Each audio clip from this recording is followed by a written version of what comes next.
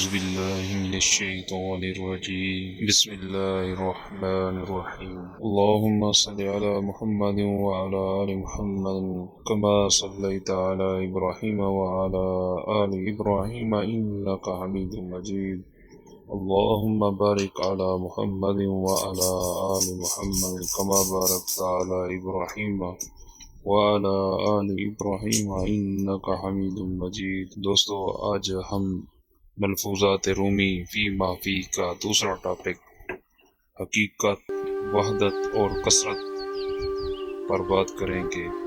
آپ فرماتے ہیں، ایک آدمی نے کہا مولانا بات نہیں کرتے۔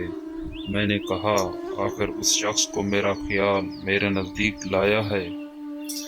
میرے اس خیال نے اس سے یہ نہ پوچھا کہ تو کیسا ہے اور تیرا حال کیا ہے۔ اگر میری حقیقت بات کیے بغیر میرے پاس کھینچ لائی اور ایک جگہ سے دوسری جگہ لے آئی تو اس میں تعجب کیا ہے؟ بات حقیقت کا سایہ ہے اور حقیقت کی شاخ ہے۔ جب سایہ نے اپنی طرف کھینچ لیا تو حقیقت اسے اس سے بہتر طریق پر اپنی طرف کھینچ لاتا ہے، نہ کہ بات۔ بلکہ اگر لاکھ معجزہ بیان اور کرامت بھی دیکھے تو جب تک اس میں اس نبی یا ولی کا جزو مناسب نہ ہو فائدہ نہیں ہوتا۔ یہ جزو ہی ہے جو اسے جوش اور بے قراری کی حالت میں رکھتا ہے۔ کاہ میں اگر کہربا کا جزو نہ ہو تو وہ کہربا کی طرف ہرگز کھینچا نہ جائے۔ وہ جنسیت ان کے درمیان نہاں ہے اور نظر نہیں آتی۔ آدمی کو ہر چیز کا خیال اسی چیز کی طرف لے جاتا ہے۔ باغ کا خیال اسے باغ میں لے جاتا ہے اور دکان کا خیال دکان میں۔ لیکن ان خیالات میں فریب پوشیدہ ہے۔ کیا تو نے نہیں دیکھا کہ تو ایک جگہ جاتا ہے اور پشیمان ہوتا ہے اور کہتا ہے میں نے اس جگہ کو اچھا سمجھا تھا، مگر یہ ویسی نہیں۔ یہ خیالات چادر کی مثال ہیں۔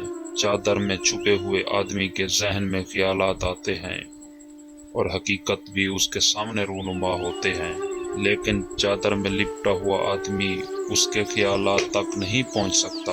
اس کے مقابلہ میں بغیر چادر والے آدمی کے خیالات قیامت ہوتے ہیں۔ جہاں آدمی چادر میں نہ چھپا ہو حالات سے بے خبری نہیں ہوتی، اس لیے وہاں شرمندگی نہیں ہوتی۔ ہر حقیقت جو تجھے اپنی طرف کھینچتی ہے وہ کوئی اور شے نہیں، وہ وہی حقیقت ہے جس نے تجھے اپنی طرف کھینچا۔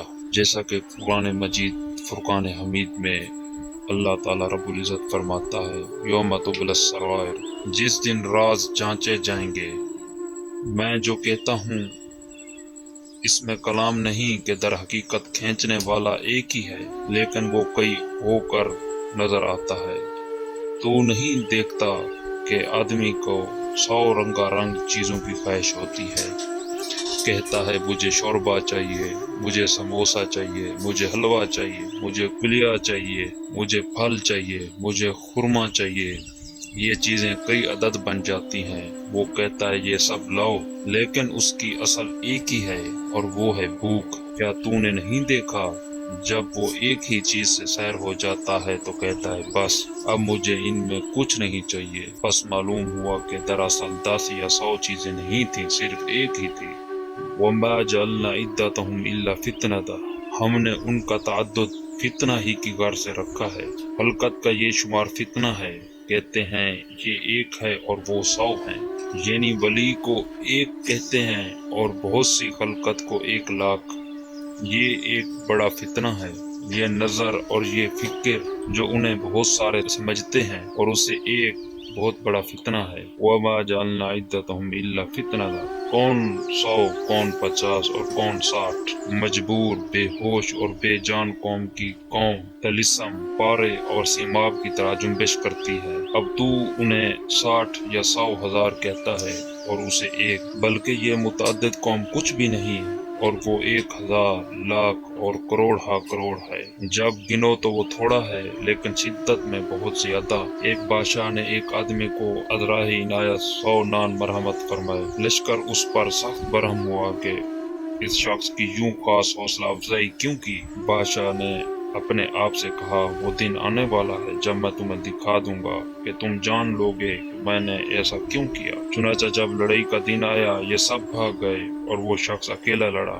बादशाह ने कहा, मेरी वो इनायत इस मसलहत से थी। आदमी को चाहिए कि अपनी कुव्वत ममीज़ा को खुद गर्जी से मारा कर रखे